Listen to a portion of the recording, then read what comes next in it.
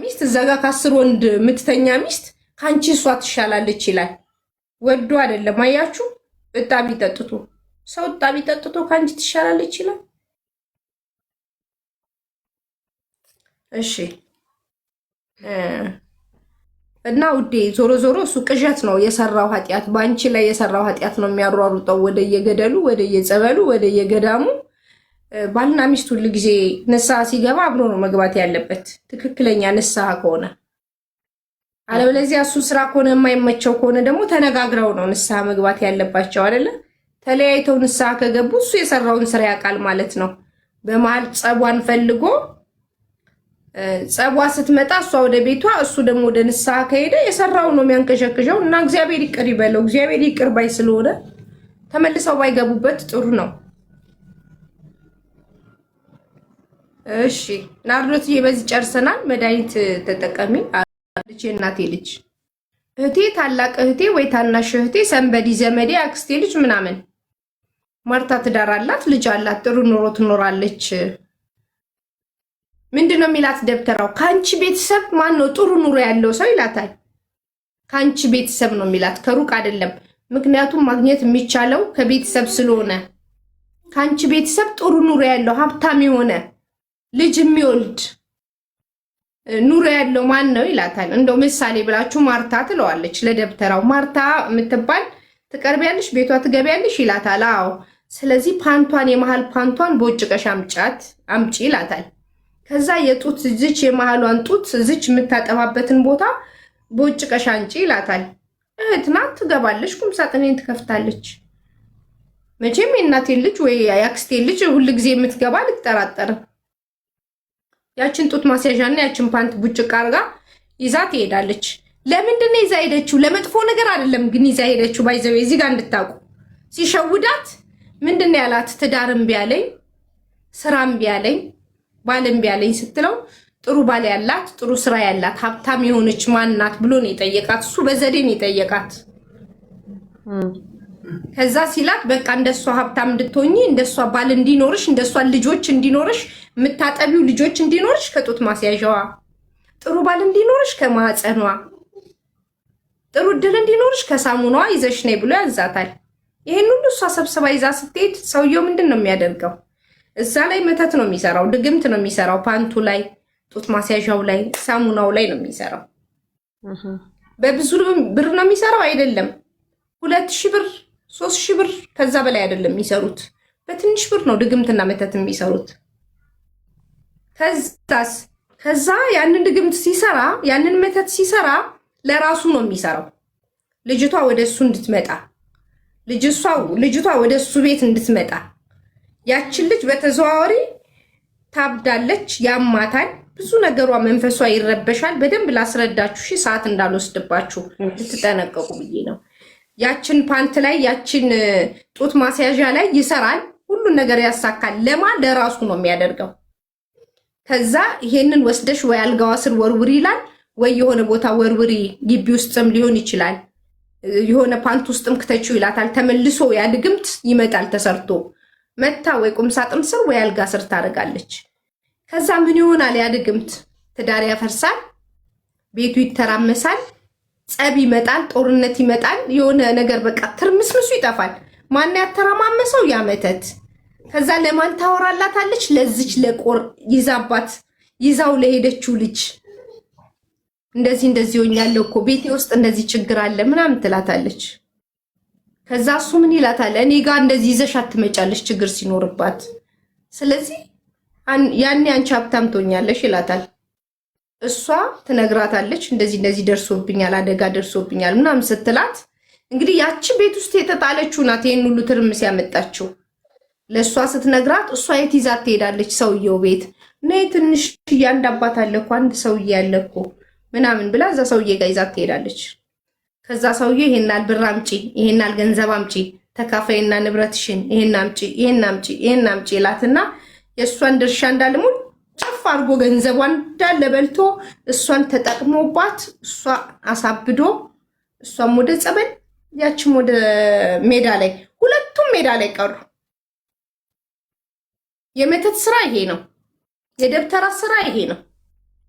እንደምንም ብሎ በተዘዋዋሪ እሱ ቤት ነው የሚገባው። የዚህ ቤት ሀብት የማርታ ቤት ሀብት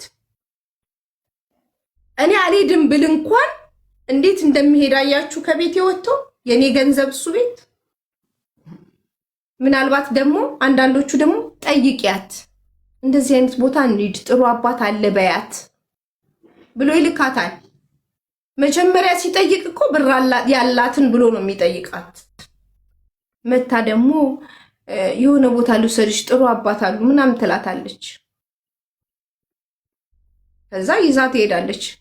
አስቤዛዋን የቤቷን ብር ባንክም ካላት ወርቋንም እየሸጠች ቀስ በቀስ ቤቷ ውስጥ ያለውን ገንዘብ ሁሉ የሚጨርሰው ደብተራው ነው። ለዚህ ነው ደብተራዎች በትንንሽ ገንዘብ ነው የሚሰሩት እምላችሁ። ጥቅማቸው ከዛ በኋላ በጣም ብዙ ነው። መጀመሪያ የሚሰሩት በነፃ ሁሉ ሊያገለግሉ ይችላሉ። እና ብዙ መንገድ አላቸው። እንደዚህ ነው የሚሄዱት። እንደዚህ የእናት የአባት ስም ይጠይቃሉ። የአባት ሳይሆን የክርስትና ስም ይጠይቃሉ።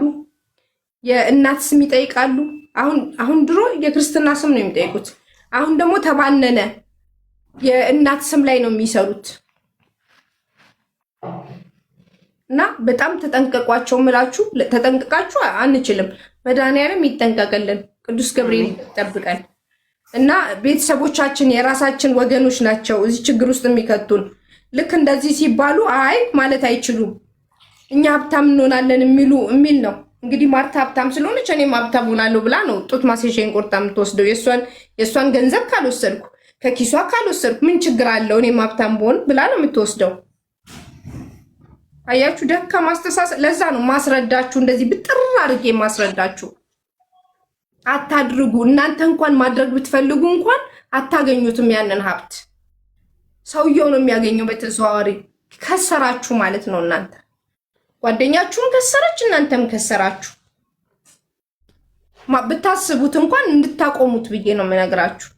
ሁሉ ዝርፊያ ነው፣ ሁሉ ሌብነት ነው። እዛ ሁለታችሁም አብዳችሁ ትቀራላችሁ። እና ስራው ይፍረስ፣ በእኛ ላይ ስልጣን የለውም። ግን ብዙዎቹ ወንድሞቻችን አሁን አይታችሁ ከሆነ እነ ጃፋር ምናምን አሁን ሚዲያ ላይ እየተሰበሰበለት ያለ ለጓደኛው በምግብ አጉርሶለት ለሌላ ሰው በተዘዋዋሪ የስንት ሰው ወጣት ነው አሁን ሚዲያ ላይ። ስንት ቲክቶከሮች ናቸው የሞቱት እንኳን በቅርብ ቀን እንኳን እያያችሁ ነው አይደለ? በጣም ብዙዎቹ መድኃኒት በመተት እየተሰጣቸው ማለት ነው። እኔ እንደውም በፊት ውሸት ይመስለኝ ነበር መተት ሲባል። አሁን ግን በውስጥ መተው እንዲያርገን ይሄን አሰርተን ሲሉ ሳይ እንደውም እኔ እፈራ ጀመር። በስመ አብ ወልድ እያልኩኝ የሚጠሩት ሰው የቅርብ ሰው የራሳቸውን ሰው ነው የሚጠሩት። ወይ አክስቴ ልጅ ይላሉ፣ ወይ ታላቅ እህቴ ይላሉ ምናምን። ሲሄዱ ለክፋት ስላልሄዱ ማለት ነው በግልጽ የሚናገሩት። እና መድኃኒዓለም ቅዱስ ገብርኤል የዛሬ ማርያም ትጠብቀን። አሜን። ማርቲ ከሩቅ አይመጣም ጥላችሁ። እሺ ሰዓት ፈጀው መሰለኝና አይ እየተማርን ነው እኮ ሰዓት። እኔ እያዳመጥኩ ነው። ከስር በጣም ብዙ እየጻፉብኝ ስለሆነ ነው ማርቲ። እኔማ እያዳመጥኩ። አላስገባም፣ አንቺን ብትወጪ አላስገባም። ምክንያቱም የሚጨረሻ ሰዓታችን ነው። አንዳንዴ ዝም ብለን የሰው ጥያቄ ብቻ ሳይሆን ነገ እንደዚህ አይነት ድርጊት እንዳይመጣ ትምህርት ነው ማስተምራችሁ። ትምህርት ቤት በሉት። እሺ እናቴ አመሰግናለሁ። የሚረጫጨውን ለቤት ላርግ፣ ለራሴም ለረጫጭ። መድኃኒዓለም ያስብሽ የኔ እናት። አሜን አሜን አሜን። እና ማርቲ በቃ ማለት ብዙ ጊዜ ያው ረጅም ሳቁጭ የኔ ጠበቅኩሽ እስከምጨርሽ። የኔ ጥያ እንትን ነው ብታይ ማለት ረጅም ጊዜ ጓደኛ ይዛለው ፍቅረኛ ማለት ነው። ከ4 ከ5 በላይ 10 ምናምን ዓመት ይሆነኛል ይሄ ጓደኛ ይዛለው። ከዛ ትንሽ ቆይተን ሽማግሌ ሊላክ ሲል ልንጋባ ሲል ብቻ ይፈርሳል ማለት ነው። አንቺ መልካም ሴት ነሽ እኛ አትገቢንም እያሉ ይሄዳሉ ማለት ነው። ልቤን እየሰበሩት ማለት ነው። እየወደድኳቸው እነሱ ጋር ልክ እኔ ወደ ፍቅር ስገባ እነሱ ይቀየራሉ ማለት ነው፣ ይለወጣሉ። እንደዚህ እያልኩኝ ረጅም ጊዜ በቃ መከራዬን ስበላ ነው። እንደ 10 ምናምን ዓመት እንግዲህ አስቢ፣ በጣም ረጅም ጊዜ ነው። እና 10 ምናምን ዓመት በጓደኝነት 10 ዓመት ከአንዱ ጋር 10 ዓመት ማለት ነው። ውጭ ሄዶ ምናምን ነው 10 ዓመት ከአንዱ ሰው ጋር ማለት ነው። እንግዲህ ከልጅነት ከትምህርት ቤት ጀምሮ ማለት ነው። ከዛ ከዳኝ እሱ ውጭ ምናምን ሄዶ ከዛ በሌላ ሰው አስጠላኝ። በጣም ሰው ማመን ከበደኝ። የልጅነት ፍቅረኛዬ ስለነበረ ማለት ነው። ከዛ በኋላ ደግሞ ጓደኛ በቃ ያው እንደምንም አገግሜ ደግሞ ሌላ ሰው ይዛለሁ። በጣም በተክሊል የሚጋባ ቤተክርስቲያን ልጅ ነኝ ማለት ነው። አገግሜ ያላለችም?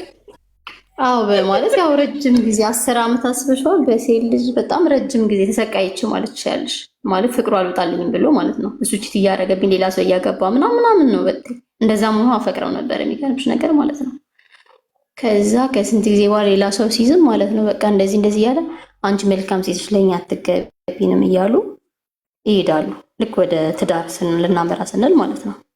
እና ረጅም ጊዜ ሆነኝ በየጸበሉ በየገዳሙ ነው መንከራተተው። በቃ አባቶች ጋርም ስሄድ ምንም መልስ አይሰጡኝም። በቃ ይሄ የሚፈታ ነገርም ካለ የምጠይቁ ነገር የለም። ግራ ገብቶሽ ማለት ነው። እነሱ ምንም የሚመልሱልኝ ነገር የለምና በቃ እንደዚህ እያለው እየተሰቃየንና ሰሞኑን በቃ የመጨረሻ ጊዜ ብዬ የሆነ ሰው ያስኩኝ ማለት ነው። ልክ አሁን ሽማግሌ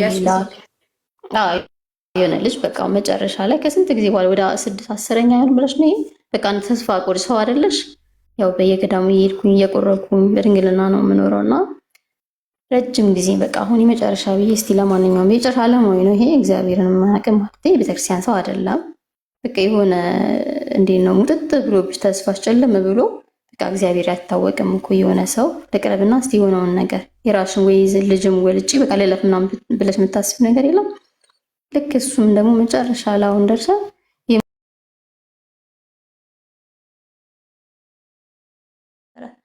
ልክ የሆነ ሳለ ምን እንደቀየረው አላውቅም። እኔ ስራዬን ነው ማሳደግ ያለብኝ እንጂ እኔ ወደ ትዳር ምንም ነገር አላስብም ብሎ በቃ ልቤን ሰበረው ድጋሚ ማለት ነው። ከዚህ በኋላ በቃ ተስፋን የቆረኩት ማለት በቃ እንዴት ነው ለምንድን ነው በቃ ሰው የምቀርበው ሁሌ ፍሬ አፈራም የኔ በት ማለት ነው። ሁሌ በቃ ማለት ይላረቃ አባቶች ጋርም ሲሄድ በቃ እኔ አሉኝ አባቴን ሳማክራቸው በቃ እየቆረብሽ እንዲኖሪ እንጂ ምን ይደረጋል እንግዲህ አሉኝ ማለት ነው። የኔም አባትና ግራ ስለተጋባኝ ምንድነው የሆነው በህይወቴ ምንድነው ማደርገው? ገዳም ሄዳለሁ። የአንቺ አባት ማን ናቸው? የቤተሰብ አሉ። የንስሐ አባት የኔ አባት የንስሐ አባት ማለት ነው። የንስሐ አባት ናቸው ማለት ያው የንስሐ አባት ያውቃሉ ብለሽ ነው የምታስቢው አይደል? መፍትሄውን ይነግሩኛል ብለሽ ነው የምታስቢው። ቢያንስ ያውቃሉ። እኔ የማውቀው ጸበልና ጸሎት ነው። ሌላ ነገር ግን ይሰራሉ ምናምን ይባላል ለሌላ ሰው ማለት ነው። ለሌላ ምናምን አላረ እኔ ቢያንስ እንደዚህ ነገር ለሌላ ሰው ማለት መፍታት ምናምን ነገር አባቶች ይችሉ የቤተክርስቲያን ሰዎች አባቶች አሁን ለምሳሌ ይችላሉ ማፍረስ ማለት ነው። መስተፋቀርም ካለ መተትም ምንም ካለ ማለት ነው። እኔም እንደዚህ አይነት ነገር አላምንም። አባ ግን ግራ ስለገባኝ ነው። አንድ ጊዜ አንዱ ዳቆም ምን አለኝ፣ አንቺ እኮ በየገዳሙ ብትሄጂም ይሄ ነገር አይፈታልሽም። ለምንድን ነው አንቺ የሆነ እንትን ጋር ሄደሽ የማታስፈጪው ሲለኝ፣ እኔ እንደዚህ አላምንም። እግዚአብሔር ከፈታኝ ይፈታኛል ብዬ ከ5 ዓመት በፊት እንደዚህ ያለኝ ልጁ ማለት ነው። እና እንደዚህ ነው በቃ እየኖርኩ ያለሁት። ግን በቃ ሳስበው ሴት ነሽ እድሜሽ ይጃል ምናምን ነገር እና መቼ ድረስ ነው በቃ ሁሌ አንድ አይነት ህይወት፣ አንቺ መልካም ነሽ ከአንቺ ምንም የጎደለ ነገር የለም እያሉ ነው የሚሄዱት። ግን ስንላይ የተጣላ ነው የምንሄደው። ለምን ሲቀየሩብኝ እኔም በጣም እናደዳለሁ ማለት ነው። ምንም ሳላቅ ነው በቃ ድንገት ነው የሚቀየሩት ማለት ነው። እና ይሄን ነው ማርቴ ላውራሽ ብዬ ነው እና ግራ ስለገቡ እና አሁን አንቺ ያለ ቁርባን ካልሆነ አላገባም ነው የምትይው? ምንም ባል ቢመጣ አባትሽ ንስሐ አባትሽ በቃ እየቆረረብሽ ዝም ብለሽ ኑሪ አታግቢ ያሉሽ? በቃ ማለት ብዙ ጊዜ ፌል አረገብኝ ያውቃሉ ያለውን ነገር ማለት ነው። በፊት የነበሩት የንስሐ አባቴ የመጀመሪያ ትቻቸው ነው። እሳቸው ናቸው መስተፋቀር አድርገው ብዙ ነገር ያደረጉኝ ማለት ነው። የመጀመሪያ ንስሐ አባቴ እሳቸው ይታወቁባቸው መንበጸበልም ተጋልጦ ትቻቸዋል። ሌላ ናቸው እኛው ማለት ነው። እና በቃ ግራ ገባቸውና መስተፋቀር አደረጉብሽ? አዎ በስርዓቱ ለዛ እንደ 10 ዓመት ምናምን እሱ እንደዛ ትት እያደረገብኝ እኔ እንትን ብለው ነበር። በቃ ብዙ ነገር ብታይ ጓደኞቼ አይቀር በቃ ብዙ ነገር አንድ ጥያቄ ልጠይቅሽ ነበር እኔ አንቺ ቀደምሽኝ እና እሳቸው እየቆረብሽ ኑሪ ሲሉሽ ምን አልሽ አንቺ? እንዴት ነው እየቆረብሽ? የትኛው ንስሐ አባት ናቸው እየቆረብሽ ኑሪ አትውለጂ አታግቢ ግዴታ ያለ ቁርባን የሚሉት የትኛው ንስሐ አባት ናቸው?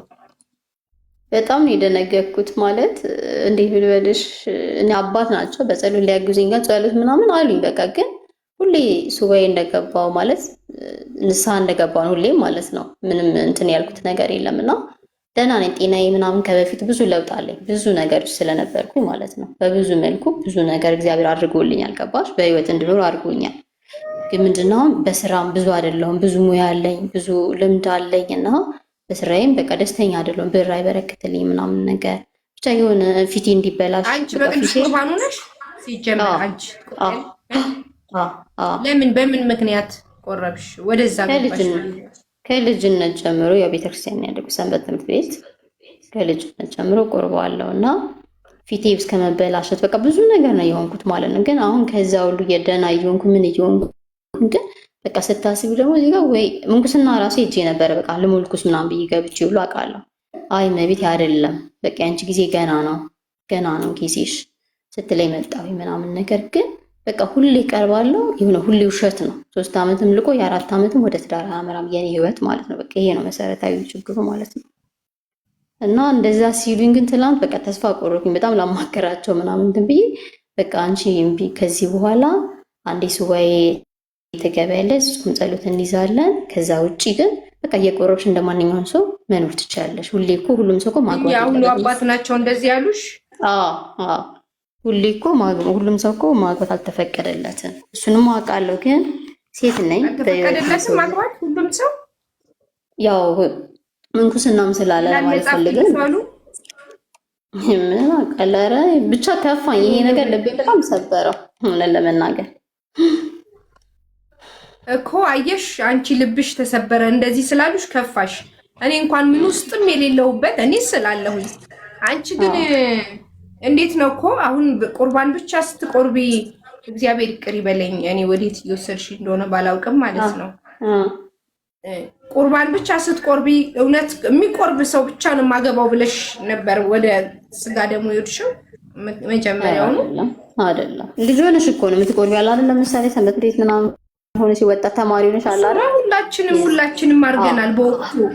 ከዛ በኋላ እድሜያችን 18 ዓመት ከሞላ በኋላ ለአቅመ አዳም ከደረስን ትምህርት ከጨረስን በኋላ ምናምንስ ያለው ነገር እኔ ቆርብ ነበረ። ምን ተጋጭ ቤተክርስቲያን ሰው በጤና ወይ ታሞ ይቆርባል። ያው ወጣት ሆነሽ እኛው የኔን ጓደኞች ይቀበላሉ ማለት እንትን እንላለን። ቤተክርስቲያን ስታርጊ ሁሉንም ነገር ቃሉ መኖር ስላለብሽ ማለት ነው። ሰንበት ትምህርት ቤት ነው የማያደኩት።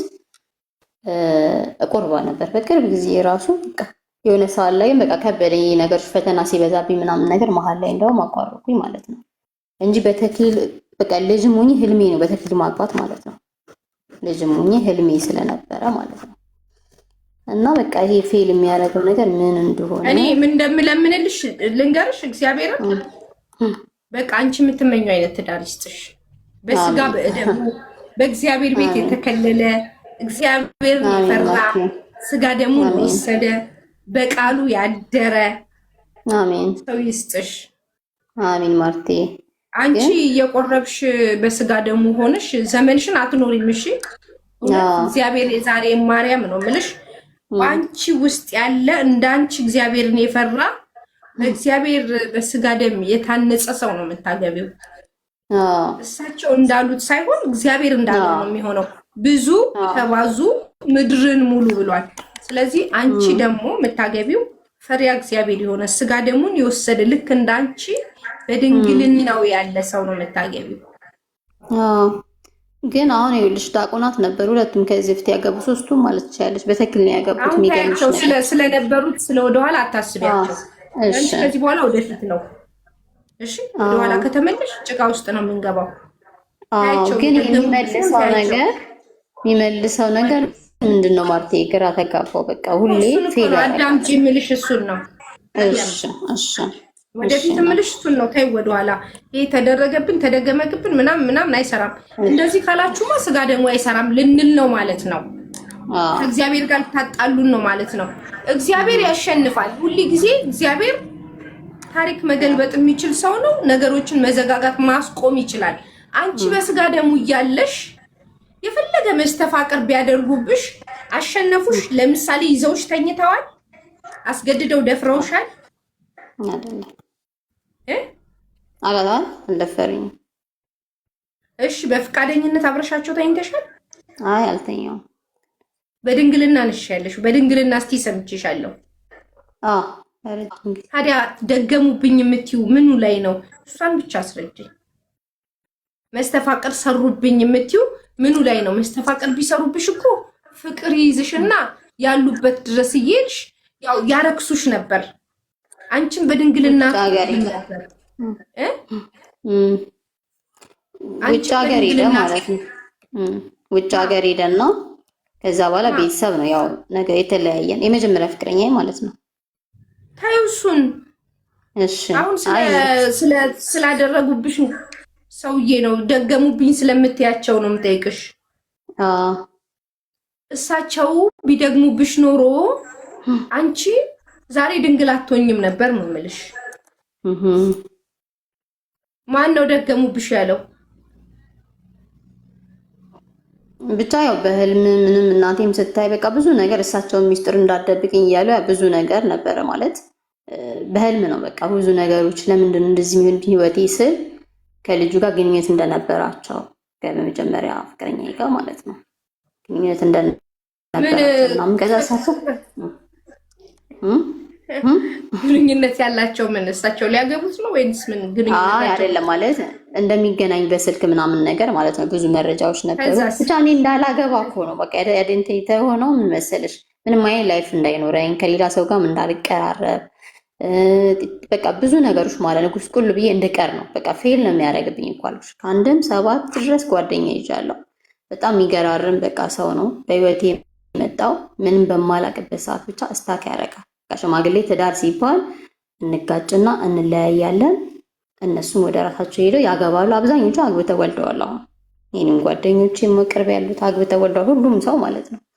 ከዛ የኔ ግን በቃ ታያቸው እነሱን። አንድ ነገር ልንገርሽ፣ እኔ አንድ እውነት ልንገርሽ ማለት እግዚአብሔርም ስለሚያውቀው ይሄንን ማለት ነው እግዚአብሔርም ስለተፈተነበት እግዚአብሔር ሴጣን እግዚአብሔርን ፈትኖታል አልፈተነውም? ፈትኖታል። እኛ ደግሞ ሰው ነን ስጋ ለባሽ፣ ለዚያው በጣም ፍራሾች ማንረባ። እንኳንስ አይደለም ዲያብሎስ አይደለም ሕፃን ልጅ የሚያታልለን አስቦ አንድ አታላይ ሌባ ከመጣ አስቦ የሚያታልለን ሕፃን ልጅ ገባሽ? አንቺ አሁን ልልሽ የፈለግኩት ምንድነው በስጋ ደሙ ስለምትወስጂ በእግዚአብሔር ቤት ውስጥ ሁሌ እግዚአብሔርን ስለምትጠጊ አንደኛ ዲያብሎስ ሁሌ ይፈታተንሻል። በዚህ ጋር ዲያብሎስ አለ፣ በዚህ ጋር እግዚአብሔር አለ። ይሄን ምን ሁሉ ጊዜ ስጋ ደሙን የምትወስዱ ሰዎች ዲያብሎስ አለ፣ ሴጣን አለ። ግን የእግዚአብሔር ስለሚያሸንፍ ነው ድል እያደረጋችሁ ቆማችሁ የምትሄዱት። ዲያብሎስ ደግሞ እዚህ ጋር ብዙ የሚያሳስታችሁ ነገር አለ። ምክንያቱም እናንተ ከአንቺ ይልቅ ከኔ ይልቅ አንቺን ዲያብሎስ ይፈታተንሻል።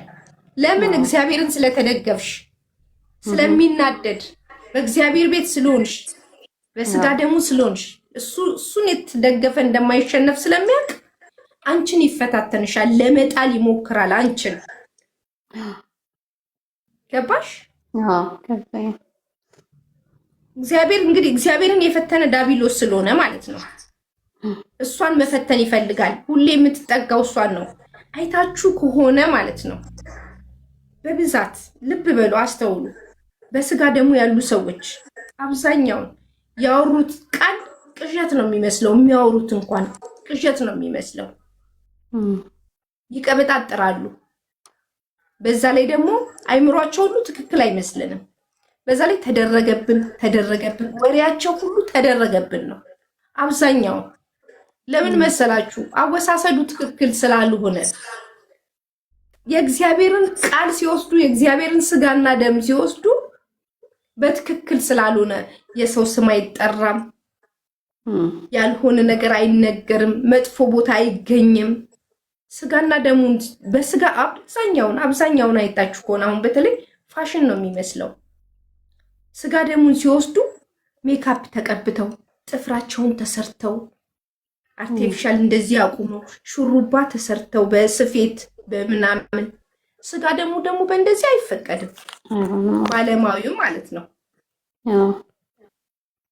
ከዛስ የሰው ስም ማንሳት ይወዳሉ። ስለ ሰው ነው የሚያወሩት። መንሾካሾክ ይወዳሉ። ግልጽ አይደሉም። ይሄ የሚከተላቸው ሰው ሁሉ ተደረገብን ሊያረግብን ነው። የሆነ ንግግራቸው ጩኸት ነው፣ ለሰው የማይገባ አይነት እስኪመስል ድረስ ማለት ነው። ነገር ይፈልጋሉ፣ ሰውን ይተናኩሳሉ ምናምን እና ተጠግቷቸዋል። እዚህ ጋር እንዳልኳችሁ እዚህ ጋር ዲያብሎስ አለ፣ እዚህ ጋር እግዚአብሔር አለ አልኳችሁ እነሱ ጋር እና ይሄ ስለሚፈታተናቸው እግዚአብሔር ደግሞ ስለሚጠብቃቸው ነው። እኔ በጣም ነው የምታዘባቸው። በዛ ውስጥ ሆነው ነው የሰው ስም ሲያነሱ ውለው ነው መልሰው ሄደው እሁድ ጠብቀው ስጋ ደሙን የሚወስዱት። ደግሞ በደንብ በእግዚአብሔር መታ እንደው ክፉ ነገር እንኳን መናገር የለባቸውም። ስድባቸው ቀላል እንኳን አይሳደቡም። ንግግራቸው ሁሉ ደስ አይልም።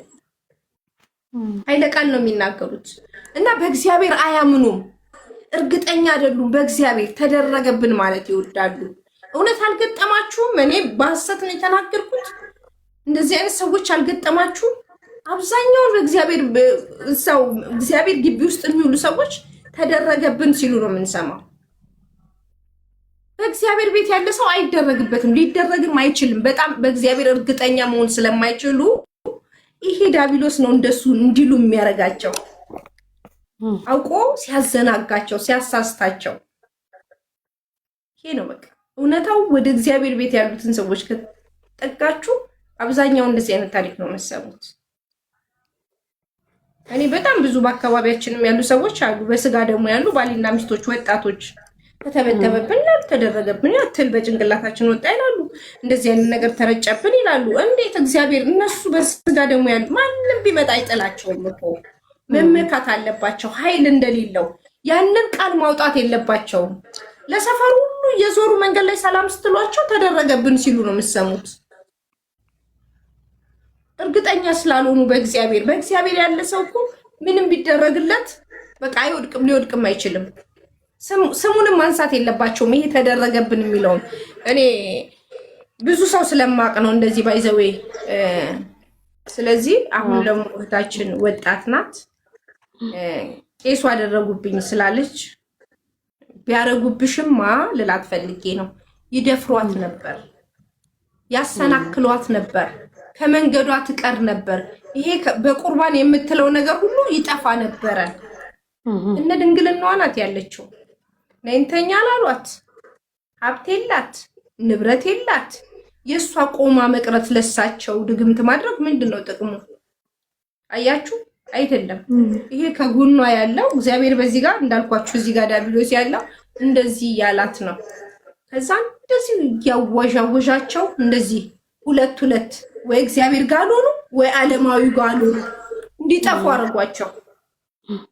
ቅዠት ሆነባቸው። ህይወታቸውን ሁሉ ቅዠት አረገባቸው እና ዞሮ ዞሮ ላችሁ የፈለኩት በእግዚአብሔር እርግጠኛ እንሁን። በእግዚአብሔር እርግጠኛ ከሆንን ማንም እኔ የእውነቴን ነው የምልሽ፣ ለእናንተ ነው የምላችሁ አሁን ለእናንተ እንጂ እኔ በእግዚአብሔር ሙሉ ለሙሉ እርግጠኛ ነኝ። ማንም ምንም አይጠለኝም። የትኛውም ዲያብሎስ ቢመጣ አይጠለኝም። እኔ አሁን ብዙዎቹ ከሰውኛል እንግዲህ እነ ድገምተ፣ እነ ደግድግ፣ እነ መትት፣ እነ ምናምን ደብተራዎቹ ብዙዎቹ በአንድ ወር ውስጥ እንገልሻለን ብለው ነበር። እኔ ግን ይሄው ከፍ ብያለሁ። ዓለም እየዳነ ነው። እንደውም ካሉ ጀምሮ እንደውም ዓለም እየዳነ ነው። ደብተራ አልሽን፣ ደብተራ የተክሊል ስም ነው። ደብተራን እየተጠቀሙ የተክሊል ስም ነው ደብተራ። ደብተራ የሚለው ቃል ወጥቷል ከቤተክርስቲያን እምነት ውስጥ ነው። ደብተራ እያሉ ይሄንን ተከትለው ነው ብዙ ተንኮል ይዘው የሚዞሩት። እንዴ ጥምጣም ጠምጥመው ቄሶች እኮ በጣም የምናውቃቸው ቄሶች መስቀል መያዝ ሲገባቸው የሆነች ከረጢት ውስጥ መጽሐፍ ቅዱስ አስመስለው የእኛን መጽሐፍ ቅዱሷን ጥልቁን የእግዚአብሔርን ቃል ይዘው እየዞሩ እኮ ነው መተት የሚሰሩት። ከረጢት ነገር ይይዛሉ። እንደዚህ ድግምት መተት ነው የሚሰሩት እየዞሩ በሷ። ለምንድን ነው እነሱ ጋር ከረጢት እና መጽሐፍ ቅዱስ ይዘው የሚዞሩት? መስቀል ነው ለነሱ የሚፈቀደው ኪሳቸው ውስጥ ይዘው መዞር ያለባቸው። ስለዚህ እኔ ስለምቃወማቸው ድርጊታቸው ይሄ ስለሆነ እንገልሻለን፣ ሰደብሽን አሉ። ስልጣን የላችሁም። አሁን በፎቶ ስለሆንሽ እኛ እኛ በአንድ ወር ውስጥ እናጠፋሻለን ፎቶሽን፣ ሌሎች ደግሞ መጥተው በጎን ፎቶሽን አጥፊ አሉ። አላጠፋም። ስልጣን ካላችሁ እስቲ ግደሉኝ።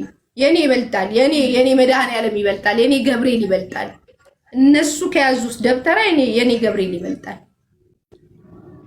ስለዚህ አትፍሩ።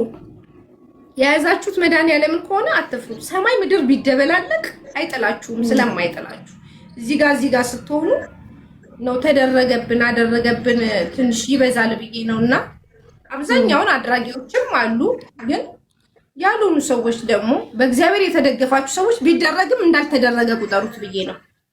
ይሄ ስልጣኑ አይደለም። እኔ በስጋ ደሙ ነኝ በይሽ።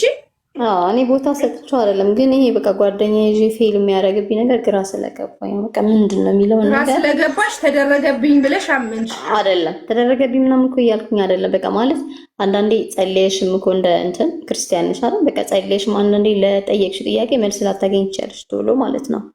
እና ከእግዚአብሔር ጋር እኮ ታወሪያለሽ። ግን ደግሞ አንዳንዴ በቃ ለምንድን ነው ምን አጥፍቼ ነው የኔ ጥፋትም ሊሆን ይችላል። በቃ የሆነ ነገር የምትጋቢው ነገር የለም እና ለዛ ነው የጠየቅኩሽ ማለት ነው እንዴ። አዎ፣ ስለዚህ ከኔ ይልቅ አንቺ ደግሞ ስለ መጽሐፍ ቅዱስ በደንብ ታውቂያለሽ። ያልተደረገልሽ ድንግል ማርያም እኮ በድንግልናዋ ኖራ ነው እግዚአብሔር የተጸነሰው በውስጡ አይደለ እንዴ? ያልተደረገልሽ ለምን እንደሆነ እኮ እግዚአብሔርን መጠበቅ ነው። ስላልተደረገልሽ ተደረገብኝ አይባልማ። ተምሳሌት ናት እሷ አይደል? ልክ ነሽ። ድንግል ማርያም ለእኛ ተምሳሌት ናት። ለምን እንዳስቀምጠሽ ምን ታውቂያለሽ? የተሻለ በአንቺ ውስጥ ያለ እግዚአብሔርን የፈራ ቅዱስ የሆነ ሰው ሊሰጥሽ ይሆናል። ከቅዱሳኖች ባናመሳስለው። አሜን። ልክ ነሽ። እንደሱ ብለሽ እጠብቃለሁ እንግዲህ በተስፋ እንጂ የእውነት ተደረገብኝ ካልሽ አንቺ በእግዚአብሔርም ጥርጣሬ ያለሽ ማለት ነው። በዚህ በቃልሽ እንዳይወጣ ከዚህ በኋላ እሺ ማርቲ፣ አሸንፊያለሽ፣ ድል ታደርጊያለሽ። እንደው ለምስክርነት ትመጫለሽ፣ በቅርብ ታገቢያለሽ። እንደው 2018ማ ፏ ብለሽ ነው የምታገቢ። ልክ እንደ ልጅቷ ትመሰክሪያለሽ። አንድ ስጋ ደግሞ የምትወስድ ልጅ አለች፣ በእግዚአብሔር ቤት ያለች ምስክርነት የሰጠች አይተሻታል? አላየኋትም። ያት ምስክርነት ላይ ስሜት የሷል። እሺ፣ እንደሷ ምስክርነት ትመጫለሽ። እሺ ማርቲ፣ በጣም አመሰግናለሁ።